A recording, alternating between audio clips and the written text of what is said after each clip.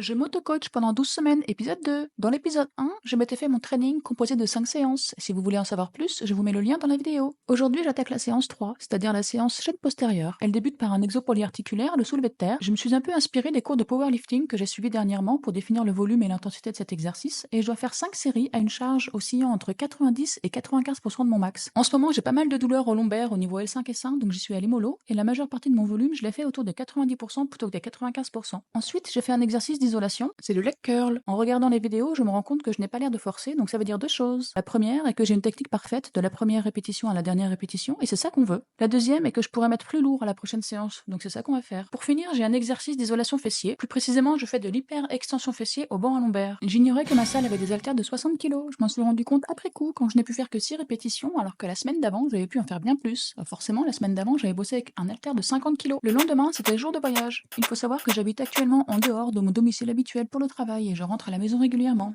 Et pour rentrer à la maison, je dois prendre un bus, puis un deuxième bus, puis un train, ensuite un TGV. À la sortie du TGV, je prends un métro, puis un second métro, pour au final prendre un dernier train. Ça fait un petit total de 8 heures de voyage. Généralement, je mange des sushis sur la route, car je sais eyeballer les quantités de glucides et de protéines que je peux avoir avec les sushis. Trop fatiguée par le voyage, je n'ai pas pu faire ma 4e séance en arrivant à la maison, bien que j'espérais vraiment avoir l'énergie. J'ai donc fait 2 séances le lendemain. Le matin, j'ai fait épaule, biceps, triceps. Mais d'abord, je m'échauffe l'épaule, car je rappelle que j'ai une épaule gelée et mon kiné m'a montré plein d'exercices pour mobiliser petit à petit l'épaule dans les différents champs de conflit. Donc je fais d'abord des mouvements de rotation externe. Pour faire ce mouvement, placez-vous debout, de profil par rapport à une poulie ou à une bande élastique, fixée à hauteur de hanche. Attrapez la poulie ou l'élastique, pousse vers le haut, gardez le coude collé au corps, fléchi à peu près 90 degrés, et puis ensuite effectuez une rotation externe de l'épaule. Voilà, c'est pas bien compliqué, et moi je sens que ce mouvement devient moins douloureux au fur et à mesure des semaines que je le fais. Ensuite, je fais des scapula push-up. Bon, là je suis pas vraiment en position push-up, mais dans l'esprit c'est le même exercice. Le scapula push-up est un exercice qui a pour objectif de renforcer les muscles profonds du dos comme le dentelé antérieur, et son rôle est à la fois de plaquer et de fixer les scapulas,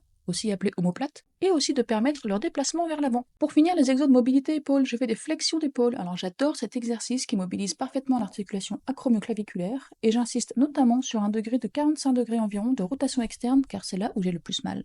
Mes épaules sont dorénavant échauffées, j'attaque la séance par des élévations latérales à la poulie. Les élévations latérales à la poulie ou aux haltères, peu importe, permettent de travailler les muscles de l'épaule, notamment le deltoïde moyen. Et c'est ça qu'on bosse quand on veut des épaules bien rondes. Ensuite, je fais un second exercice d'épaule avec un focus sur le deltoïde antérieur, c'est-à-dire le devant de l'épaule. Quand j'étais sérieuse en bodybuilding, j'avais des jolies épaules musclées, mais maintenant c'est moins le cas et on travaille donc pour retrouver ça. Après, c'est un superset biceps-triceps. En exercice triceps, je fais un exercice qui s'appelle barre Z au front, tout simplement car j'utilise une barre en forme de Z. Là encore, c'est pas compliqué. La barre Z est moins agressive sur les tendons des coudes et des poignets qu'une barre droite. Petite astuce, si vous voulez des bras toniques, bossez dans tous vos triceps, essayez et dites-moi merci. J'alterne cet exercice avec du classique biceps curl aux haltères, ça fait très gym bro et j'adore. Là, j'alterne les bras car ça me permet de reposer le bras pendant que l'autre travaille. Et si je voulais ajouter de l'intensité, je ferais péter l'alternance et ferais toutes les répétitions du même bras avant de passer à l'autre bras. D'ailleurs, je ferai peut-être ça dans quelques semaines en fonction de comment je me sens en termes de fatigue et de récupération. Puis j'ai fini cette séance en hypoglycémie, donc j'ai arrêté là alors qu'il me restait du cardio. L'après-midi, j'ai fait rappel quad.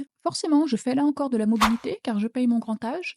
Et en termes d'exercice, je n'ai fait qu'un seul et unique exercice, mais avec de nombreuses séries puisque je n'avais pas l'énergie et pas le temps de faire plus. J'ai donc fait des séries dégressives en termes de répétition et progressives en termes de charge. Comme cette presse à cuisse a une courbe de résistance très différente avec la presse que j'utilise régulièrement, mes charges n'ont rien à voir. Ceci dit, j'ai focalisé mon effort sur la sensation et je me suis efforcée d'aller chercher la dernière rep avant l'échec. J'ai trouvé que c'était lourd et les images montrent que la vitesse des répétitions diminue énormément à la fin des séries, donc j'imagine que j'ai réussi mon objectif.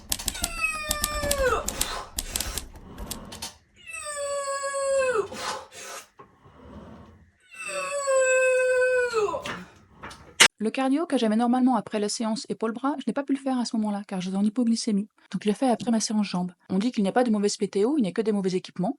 Le samedi, c'est le jour du bilan. Donc au réveil, on prend son poids. Mon poids de départ, c'est donc 65,75 kg. La prochaine fois que je me pèserai, ça sera à la fin du coaching, des 12 semaines, tout simplement car je n'ai pas de balance dans mon autre logement, et puis le poids n'est pas mon objectif principal, donc voilà. Ensuite, on prend les photos pour faire le bilan. D'abord en pose normale, puis ensuite on prend les photos en pose de bodybuilding, et ça me permet de me comparer à l'époque où je pratiquais le bodybuilding de façon plus intensive. Je suis plutôt contente de mon point de départ, je ne sais pas ce que vous en pensez.